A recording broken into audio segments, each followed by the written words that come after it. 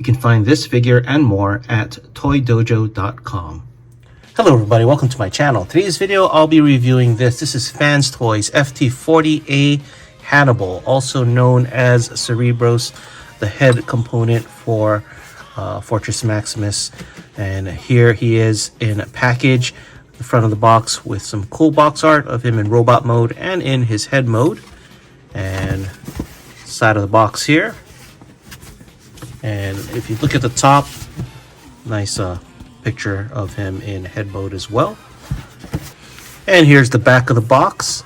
Now there's a little bio here, but an interesting thing on the third paragraph here.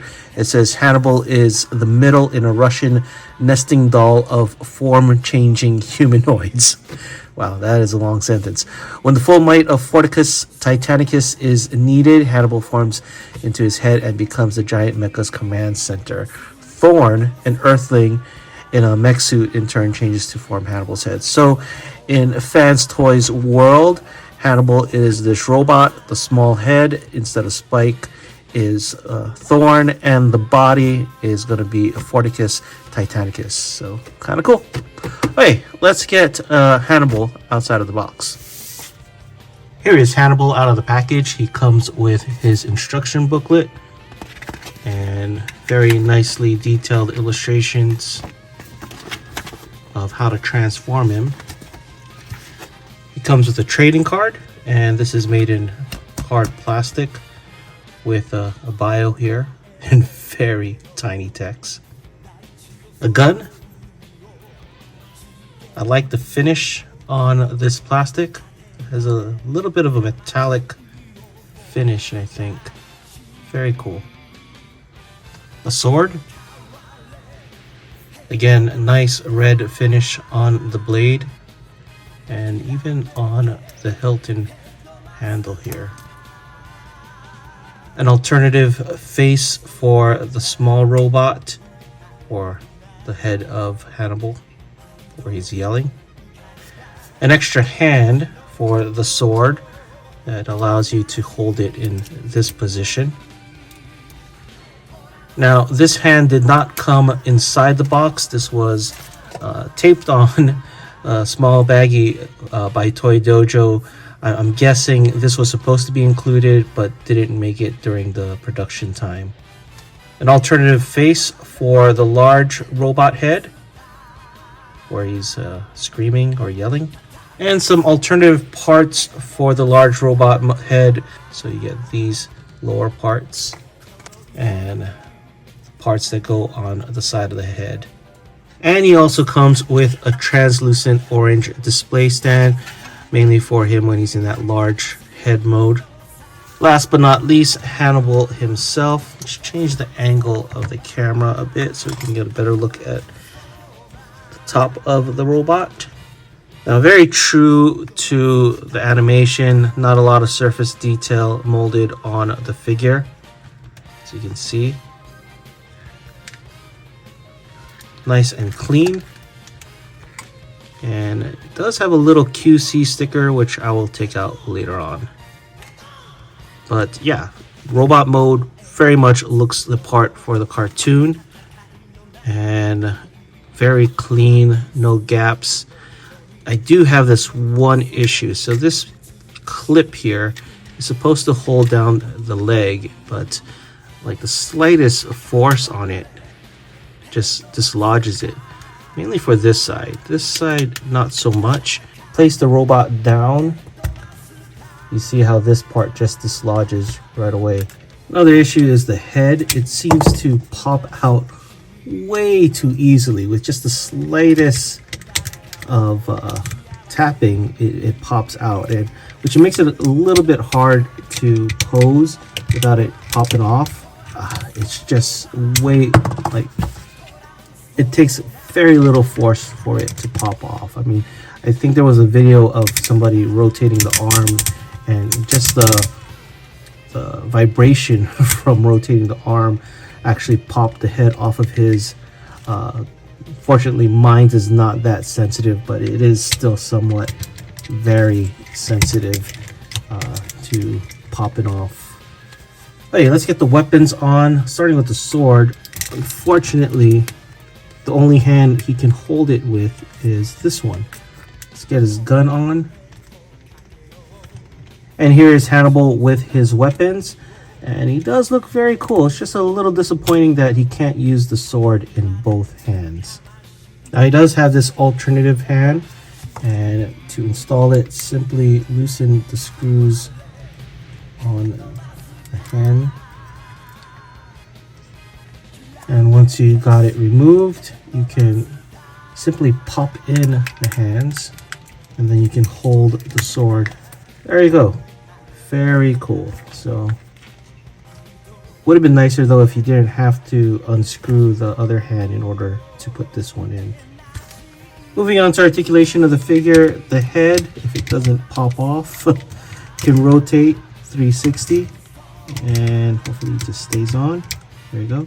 The arm can rotate 360. You can lift up at the shoulder this much. You can rotate at the bicep 360. You can bend at the elbow this much. Now he does have waist rotation, but you do have to dislodge this like so to rotate his waist because you do have to clear his crotch part. He also does have ab crunch. If you lift up the waist, he can somewhat do the splits. These panels do have to be lifted up though. If you lift up the flaps in the front, he can kick this far up, this far back. He does have thigh rotation. He can bend at the knee this much, and he does have ankle tilt. One thing is cool is they kept the headmaster gimmick, so if you open up the chest like so, you can still see the stats here, and if you plug in the head, it shows the headmaster stats of speed, strength, and intelligence. So very cool to have that built in.